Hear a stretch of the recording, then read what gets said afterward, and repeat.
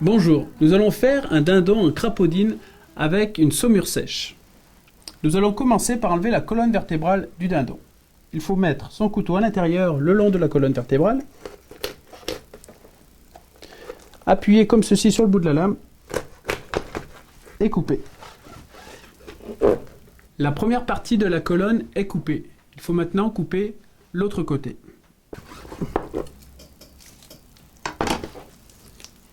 Nous avons enlevé la colonne, il faut maintenant couper le bout des ailes. Ensuite, pour bien écraser notre dindon, il faut donner un coup de couteau juste sur le centre, comme ici. On écrase bien. On enlève le surplus de peau.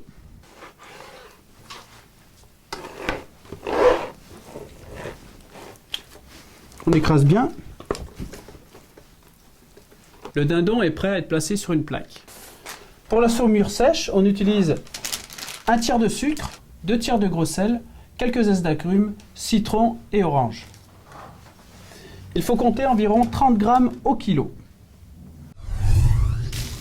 On frotte le sel sur la peau pour qu'il commence à pénétrer. Il faut bien appuyer pour bien masser le dindon et pour répartir uniformément la saumure. On le couvre d'un papier film et on le met au réfrigérateur 24 heures. Le dindon en crapaudine a saumuré pendant 24 heures. Il faut vérifier qu'il n'y ait pas d'amas de sel et l'essuyer légèrement pour éviter que ces parties-là soient trop salées lors de la cuisson.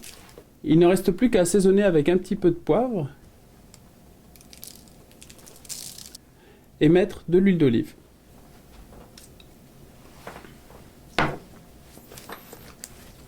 Le dindon est prêt à mettre au four. On peut commencer la cuisson à 200 degrés Celsius pour avoir une belle coloration et ensuite le baisser à 180 degrés. On le met au four.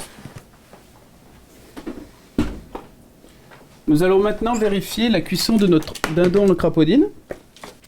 Il nous faut un thermomètre. Il faut piquer dans le haut de cuisse en faisant attention de ne pas toucher à l'os. La température interne a atteint 74 degrés Celsius. Le dindon est prêt à manger. Je vous souhaite un bon appétit.